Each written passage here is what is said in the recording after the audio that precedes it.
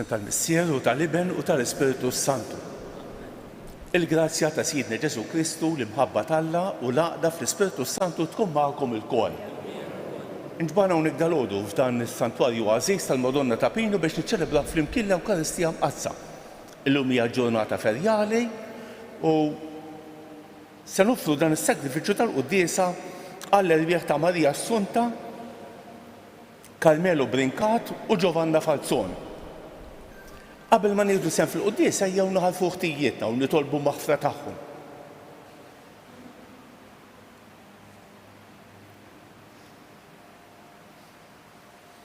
Int li minħabba fina sirtu bidjenti sal-mewt mulej ħniena. Int li qalbek ħelwa wumli Kristu ħniena. Int li għandek il-kliem tal-ħajja ta' dejjem mulej ħniena. Iħenna għalina Alla li jista' kollox, jaħfrilna d-nubietna u jwassalna għal ħajja ta' dejjem. Nitolbu. Għatina mulej li d-dinja timxi skont l-ordni tiegħek għal paċi tagħna u l-Knisja tiegħek tqimek ferħana fis-sliem. Bibnek Ġesu Kristu siedna li hu Alla u miegħek jgħix fi saltan flimkien mal-Ispiritu Santu għal dejjem ta' dejjem.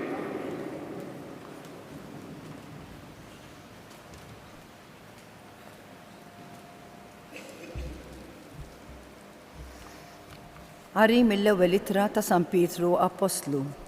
Eżiż, il-profeti li ħabbru l-grazzja li kellha tingħata lilkom stħarġu u tkixfu fuq din is-salvazzjoni. Huma kienu jitkixfu il-mod u f'liema żmien kien qiegħed jaħseb l-Ispirtu ta' Kristu li kien fihom meta kien jiġdilhom minn qabel id-dbatijiet ta' Kristu bil-glorji tiegħu li kellhom jiġu warajhom. Lilhom kien marraf li mhux għalihom infushom imma għalikom kien jiswa dak li huma kienu ħabbru u li issa kien imxandar lilkom minn dawk li bil-qawwa tal-Ispirtu Santu mibgħut mis-sema qegħdin jagħtukom l-Evanġelu. Dawn huma ħwejjeġ li l-anġli stess jixtiequ jifhmuhom sewwa. Għalhekk, kunu imħażmin fir-ruħ u rżina f'kollox.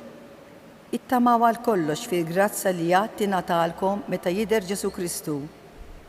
Bħala wlied ubidjenti, tgħixux skont il-ġibdiet ta' qabel, meta kontu għadkom tgħixu fl-injoranza tagħkom, iżda bħalma qaddis u dak li sejħilkom, kunu intom ukoll qaddisin fl-imġiba tagħkom kollha. Għax hu miktub, kunu qaddisin għax qaddis jien. Il-kelma tal-mulej. Sam responsorjalu ngħidu flimkien. Għarraf il-mulej is-salvazzjoni tiegħu. Għannu lil-mulej għanja ġdida għax għamel ħwejjeġ tal-għaġeb. Ġibitlu r-rebħa l-lemenija tiegħu bid-rieħ imqaddes tiegħu flimkien. Għarraf il-mulej is-salvazzjoni tiegħu f'għajnejn il-ġnus wera l-ġustizzja tiegħu. Ftakar fit-tieba u l-fedeltà tiegħu mal-poplu ta' Iżrael flimkien.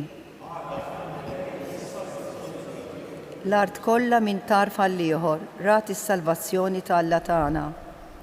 Għajtu bil-ferħ lill-mulej fl-art kollha, infexxu fil-għena, ifirħu u għannu. Flimkien. Inqumu bil-wifqa.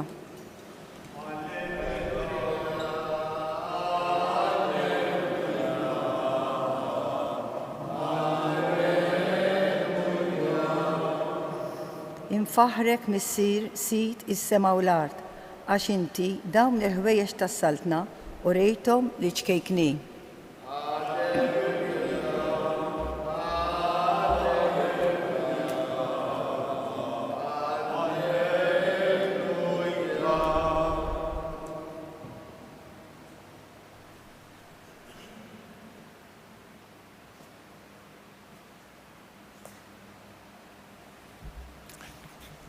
Il-mulej magħkom. Qari mill-Evanġelju skont San Mark.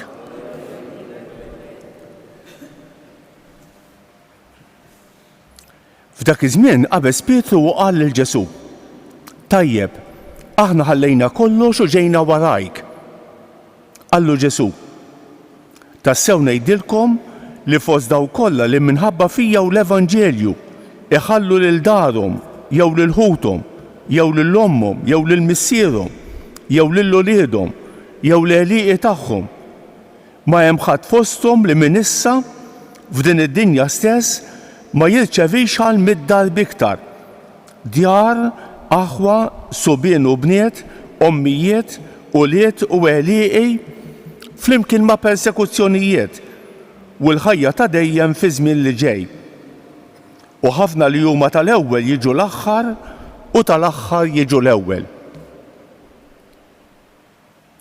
Il-kelma tal-mulej tifħir lilek Kristu.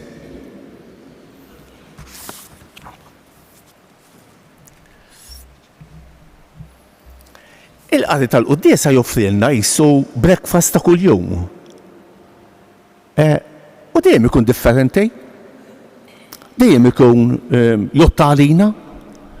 Il-kelma tal-Alla mhijiex flajru, hija prattika, hija attwali, dejjem attwali u tottalina.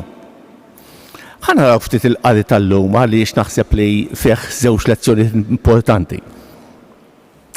L-ewwel lezzjoni li smajna hija mill-ewwel ittra ta' San Pietru.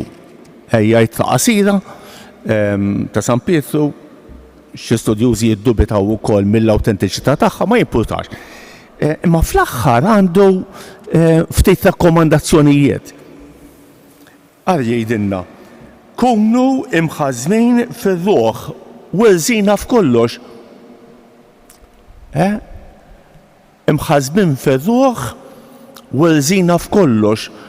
ħadmu dik li ngħidula s-sobrjetà, din kelma u tantx għadna nisimgħuha. Is-sobrjetà, il-qies f'kollox, il-qies. Ittamaw għal kollox fil-grazzja li qed tingħatalkom meta jidher Ġesu Kristu. U jgħidilna xi ħaġa oħra. Bħala wlied ubbidjenti tgħixux skont il-ġibdiet ta' qabel meta kontu għadkom tgħixu fl-injuranza tagħkom. San Pietru qed jagħmel differenza bħalma jagħmlu l-kittieba l-oħra tal-Ġdid Testament. Hemm mod kif konna ngħixu bħala pagani. U hemm mod ġdejd kif ngħixu bħala nsara. U biex l-istess ħaġa. Qabel ma tgħammidna konna ngħixu mod, konna fid-dlam, konna fl-injoranza. Konna naduraw l-idoli. Wara l-mamudija suppost qegħdin ngħixu ħajja kompletament differenti. U għalhekk tajjeb tistaqsu lilna nfusna, jien qed ngħix il-ħajja pagana jew il-ħajja nisranija. Il-ħajja pagana jew il-ħajja nisranija. Il-ħajja nisranija fija qed tagħmel xi differenza mill-ħajja pagana forsi tal-oħrajn ta' dawk ta' madwari. U l-aħħar ħaġa. Bħala wlied ubbidjenti tgħixu skont il-ġibdiet ta' qabel meta kontu għadkom tgħixu fl-injoranza, iżda bħalma qaddejsu dak li sejħilkom kunu intom ukoll qaddisejn fl-imġiba tagħkom. Kunu qaddisejn, qed ifakkarna f'dik il-kelma ta' Ġesu. Kunu qaddisejn għax qaddejsu l-missier tagħkom. Xi tfisser tkun qaddejs? Xi tfisser tkun qaddejs? Ħafna drabi naħsbu li l-qaddisin huma dawk li huma maqtujn mill-art, li jgħixu fid-deżert, jew f'xi monasteru. U mhux dawk il-qaddisin jew tal-inqas mhux dawk biss huma msejħin biex ikunu qaddisejn. Kollha kemm aħna imsejħin biex inkunu qaddisejn. U kif tkun qaddejs? Il-dosejja rridu nifhmuha f'kuntrast ma' dnub. Id-dnub iġejb diżordni fil-ħajja tiegħi personali, fil-ħajja ta' dawk ta' madwari, fil-ħajja tad-dinja. Id-dnub joħloq ħafna diffikultajiet. Ikisser ħafna affarijiet fil-ħajja tagħna. M'għandniex idea tagħna. Id-dnub jikkomplika ħażin il-ħajja tagħna u tal-bnedmin l-oħra. Ara l-grazzja l-qdusija tpoġġi l-ordni. Ara, il-qdusija hija ordni. Il-qdusija hija armonija. Miej innifsi ma' Alla u ma' l-oħrajn. Il-qdusija hija armonija. Il-fatt naħseb li ta' min jirrifletti fuq għadejna x'ma nafx ta' min jiddiskutija ftit. Naħseb li Alla jażel triq tal-qdusija għal kull wieħed, għal kull waħda minna. Mhux kulħadd jgħaddi mill-istess triq. It-triq tal-qdusija hija varja. Forsi wieħed huwa msejjaħ biex ikun għaddiż mis-sodda tal-mart, l-ieħor huwa msejjaħ biex ikun għaddiż fil-professjoni tiegħu. Wieħed msejjaħ biex ikun għaddiż fl-istudju u l-ieħor huwa msejjaħ biex ikun għaddiż fit-tagħlim. Naħseb li Alla ifassal triq tal-qdusija għal kull wieħed u kull waħda minna. U t-triq laqas hija faċli. Il-kol kemm aħna rridu nsibu l-bilanċ li nkunu f'armonija ma' Alla, ma' nfusna u ma' l-oħrajn. Dawn huma l-bażi tal-qdusija. Inkella ma jibx qdusija ta' għadna fil-ħajja pagana. Kelma waħda fuq il-Vanġelu tal-lum. San Pietru jistaqsi l-Ġesu mistoqsija prattika. Qabel din is-silta hemm dak l-episodju ta' dak iż-żagħżugħ li Ġesu sejjaħlu u qallu x'ħan jieħu. Qallu mur beħ kull ma għandek għatih lill-foqra. U San Pietru jistaqsi l-Ġesu issa aħna s-san jieħdu. Ġejna warajk. Intom tistgħu tistaqsu l-istess mistoqsija. Aħna x'ħan jieħdu issa ġejna l-quddiesa. Din hija nofsija moħħlija. Ħlejna nofsija mill-ġurnata tagħna. Jew żomm, le, mhix moħħlija. Le, din mhix għal xejn. It-talb ħela ta' żmien, il-quddiesa ħela ta' żmien, li tmur tiqgħed u titqalben ħela ta' enerġija. Mela mhux hekk. Mela mhux hekk. Kemm għandek idea żbaljata? Le, anzi, il-quddiesa, il-mument tat-talb huwa bħal melħ li jagħtu toma ġdida lill-ġurnata. Ħallik mill-leħen moħħli. Il-ħin tat-talb, il-ħin tal-quddiesa huwa ħin prezzjuż. Tkun fil-ħodu jew fil-għaxija, imbagħad tagħmel differenza fil-ġurnata tagħna. Il-qrar, xejn, mela mhux xejn. Kemm jagħmel differenza fil-ħajja tagħna? Ibqa' għejx fid-dnub ħalli tara d-differenza.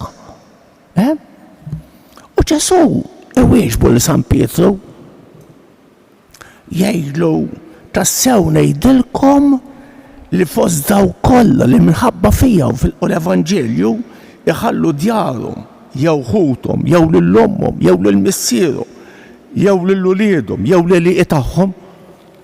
Ara l-interessi ta' Ġesu. Ma hemm ħadd fosthom li min issa f'din id-dinja stess qed jgħid San Mark. Min issa mhux imbagħad meta mmut. Min issa f'din id-dinja stess ma jirċevejx għal 100 darba iktar. Idlub tmur il-bank tpoġġi l-flus biex ituku 1% jew 2%, forsi ftit aktar. Ġesu għal 100 darba iktar. Imbagħad San Mark iżid kelma flimkien ma' persekuzzjoni. Tistennex il-ħajja faċli. Tistennex il-ħajja minħa diffikultajiet. Tistennex il-ħajja minħa persekuzzjoni. Imma tibżax. Dik hija parti mill-interessi li jagħtik Alla. Tibżax. Il-premju huwa ferm kbir. Ejjew nżommu dil-kelma tal-Alla f'qalbna llum, ejjew nimmeditawha ftit nħalluha tibdel il-ħajja tagħna.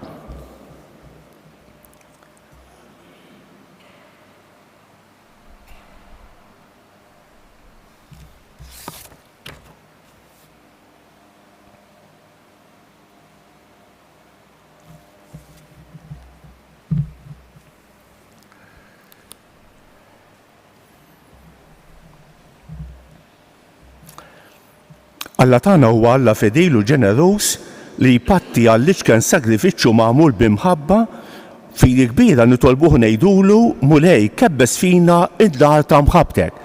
Mulej kebbes fina in-nar ta' mħabbtek. Għall-ġenituri sabiex jifirħu meta inti ssejjaħ lil xi wieħed jew waħda minn uliedhom għal ħajja konsagrata lilek u lill-aħwa fil-Knisja nitolbu. Mulej kebbes fina in-nar ta' mħabbtek. Għal dawk li għandhom fidejhom l-ekonomija tal-pajjiżi sabiex l-egoizmu ma jsirx ir-regola li tmexxi r-rapporti ekonomiċi bejn pajjiż u ieħor nitolbu. Mulej kebbes fina in-nar ta' mħabbtek. Għas-saċerdoti u l-persuni konsagrati fi kriżi sabiex jiftakru li fil-mixja tagħhom wara Kristu għal qadi taħuthom isibu ħafna aktar milli ħallew warajhom nitolbu. Mulej kebbes fina in-nar ta' mħabbtek. Għalina impenjati fl-imħabba sabiex ngħixu bit-tama tal-mulej li għad jerġa' jiġi fil-glorja nitolbu. Mulej kebbes fina in-nar ta' mħabbtek. Nitolbuk mulej għalina l-koll li ġejna għal din l-Ewkaristija għatina li nozzu l-kelma tiegħek u nħalluha taħdem fil-qalb tagħna nitolbu. Ismana, nitolbuk mulej għal daw kollha li se niltaqgħu magħhom illum. Inti taf min huma u taf il-bżonnijiet tagħhom. Għatihom dak kollu li għandhom bżonn fir-ruħ u fil-ġisem nitolbu. Ismana, għall-irwieħ ta' Marija Assunta,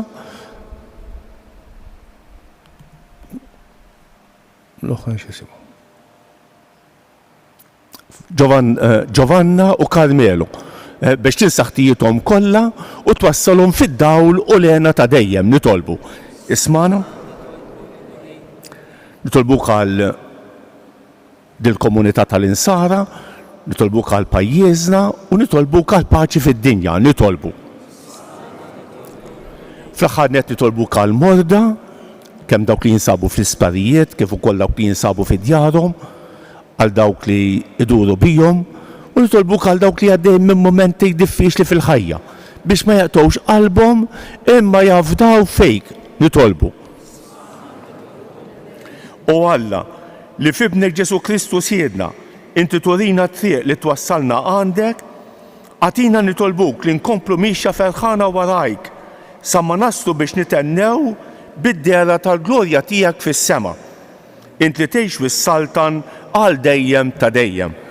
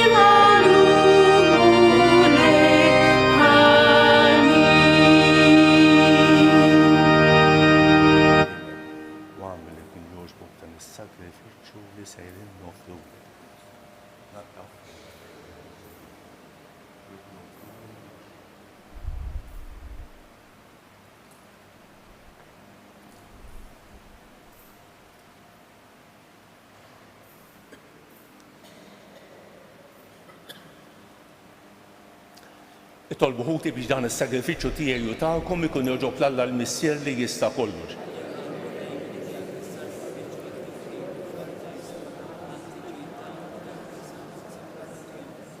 U Alla inti tagħtina l-ġid tal-art biex minnu nġibulek l-offerti tagħna. U inti tilqaħħom għax taf li aħna nofruhomlok bħala għaddejja mogħtija għas-servizz tiegħek. Fil-ħnina tiegħek għamel li bħalma dawn l-offerti jiswew ta' mertu għalina quddiemek, hekk ukoll insibuhom ta' ġejt biex niksbu il-premju tas-sema. Bi Kristu siedna il-mulej magħkom, nerfgħu qlubna l fuq, niżu ħajr lill-mulej Alla tagħna. Sewwew xieraq tas-sew mulej Missier Qaddejs Alla ta' dejjem li tista' kollox, tajjeb u ta' ġid tas-salvazzjoni tagħna li dejjem u kull imkien irroddulek ħajr. Għaliex int bibnek il-għażiż bħalma għoġbok taħlaq il-bniedem, hekk ukoll fit-tieba tiegħek rid tiġġeddu. Għalhekk tassew jistħoqlok li l-ħlejjaq kollha jaqduk, il-mifdijin kollha jfaħruk u l-qaddisin tiegħek iberkuk għalenija. Waħna wkoll mal-anġli kollha tiegħek infaħruk ferħana u bla qiegħda intennulek. Qaddejs, Qaddejs, Qaddejs, mulej Alla tal-Eżerċitu.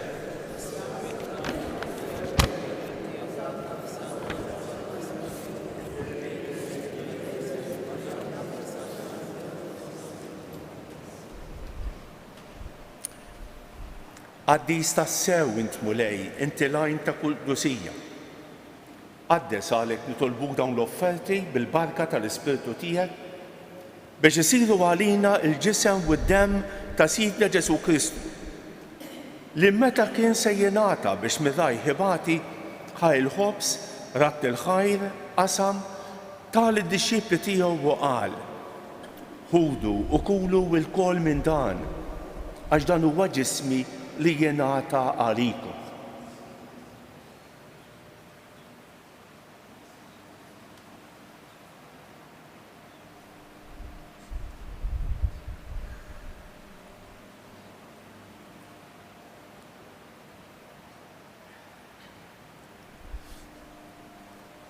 Hekk ukoll wara li klaħaj il-kalċi reġa' il-ħajr tal id-dixxipli tiegħu u qal: ħudu u xorbu minnu l-kol, għax dan huwa l-kalċi ta' demmi tal-patt il-ġdid li jibqa' l dejjem. Id-demm li jixxerret għalikom u għall-bnedmin kollha għal maħfra ta' dnubiet. Għamlu dan b'tifkira tiegħi.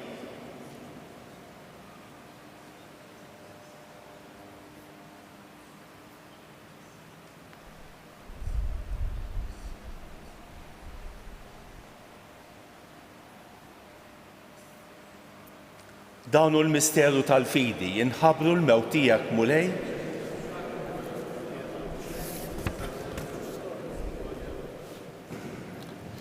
Għalhekk aħna nagħmlu dan b'tifkira tal-mewt u l-qawmien ta' Sidna Ġesu Kristu, nofrulek mulej il-ħobs tal-ħajja u l-kalċi tas-salvazzjoni. U rroddulek ħajr għax għoġbok tilqana hawn quddiemek biex naqduk. Miċ-ċokun tagħna nitolbu li l-Ispiritu Santu jaqqadna f'ġisem wieħed lilna li nieħdu semm mill-ġisem u d-demm ta' Kristu. Ftakar mulej fil-Knisja tiegħek imxerra mad-dinja kollha u qed taqa' fl-imħabba flimkien mal-Papa Franġisku, mal-Isqof tagħna Anton u mal-Ministri tiegħek kollha. Ftakar fil-qaddejja tiegħek Marija Assunta, Carmelo Brincat u Giovanna Falzon li jogħġbok issejħilhom għal għandek minn din id-dinja. Għamel li kif huma bil-magħmudija mietu f'ibnek u bħal ibnek, hekk ukoll f'ibnek u bħal ibnek jilxu xtawa l-ħajja. Ftakar ukoll f'ħutna li raqdu bit-tama tal-qawmien. Ftakar fil-mejtin kollha. Daħħalhom quddiemek fid-dawl tas-sebħ tiegħek. Ħenna lina l-kol nitolbuk. Għati lilna wkoll il-wirt tal-ħajja ta' dejjem. Flimkien mal-Verġni Mqazza Omm Alla Marija, ma' San Ġusepp, ma' San Ġorġ Preka, mal-Apostli u l-qaddisin kollha li jgħixu fil-ħbiberija tiegħek sa mill-bidu tad-dinja. Għamel li magħhom infaħruk u nsebħuk Ġesu Kristu ibnek. Bi Kristu, ma' Kristu u fi Kristu jingħata lilek Alla missier li tista' kollox flimkien ma' l-Ispiritu Santu kull ġieħu glorja għal dejjem ta' dejjem. Ejjew nitolbu kif għallimna u ridna nagħmlu liben Alla għas-salvazzjoni tagħna. Missierna li inti f'ismek wieħed, jitqaddes ismek, tiġi salvnatek, ikun li trid inti kif fis-sema hekk fl-ard. Aħfirna l-kogietna pal-munaf l-imluħati għalina. La ddaħħalniex fit-tiġrif iżda ħlisna mid-den. Eħlisna nitolbuk mulej minn kull deni. Għatina fit-tieba u ħnina tiegħek il-paċi fi żmienna biex nkunu ħielsa dejjem midnub u imħalsa minn kull inkwiet. Aħna u nistennew u nittamaw ilena u l-miġja tas-Salvatur tagħna Ġesu Kristu. Mulej Ġesu Kristu li jgħid lill-Apostli tiegħek inħallilkom isliem, nagħtikom isliem tiegħi la tħarrix lejn dnubietna, iżda ħares lejn il-fidi tal-Knisja tiegħek. Għatija isliem u l-għaqda li inti trid fija, int li tgħix fis-Saltan għal dejjem ta' dejjem. Il-paċi tal-mulej tkun dejjem magħkom. Għatu il-paċi lil xulxejn.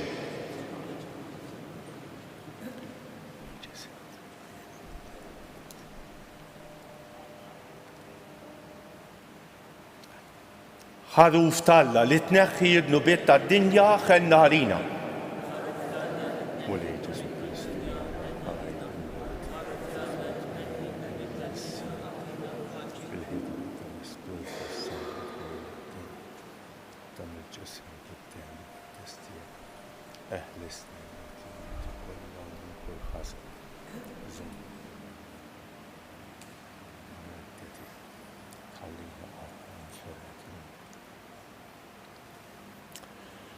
Danu l-ħaruf talla, danu li jneħħi d-nubiet tad-dinja. Ħen dawk li huma mistiedna għall-ikla tal-ħaruf. Mulej ma jistħoqlejx li tidħol ta' is-saqaf tiegħi iżda kelma waħda u ruħi tkun infejqa.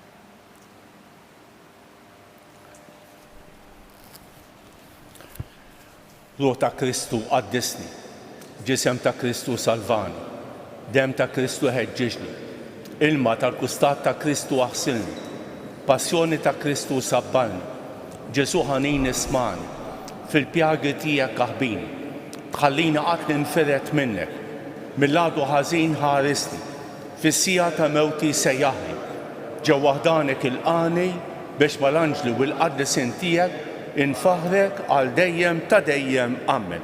Nitolbu. Tmajtna mulej blikel li salvana is-sagrament li bieħ fil-ħnina tiegħek tajjexna fuq din l-art. Fit-tieba tiegħek għamel li permess tiegħu ikollna sem fil-ħajja ta' dejjem. Bi Kristu siedna ħanejdu dawk it-tlieta famarijiet li talbitna l-Madonna minn dan is-santwarju. Ħanufruhom skont l-intenzjonijiet u l-bżonnijiet tagħna. Slima għalik Marija, bil-grazzja mimlija l-murej miegħek, imbierek inti fost in-nisa u imbierek il-frott tal-ġuf tiegħek Ġesu.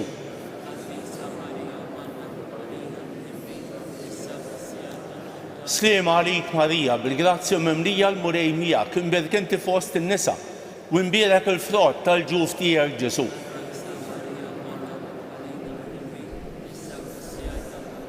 Slima għalik Marija, bil-grazzja mimlija l-murej miegħek, imbierek inti fost in-nisa u imbierek il-frott tal-ġuf tiegħek Ġesu.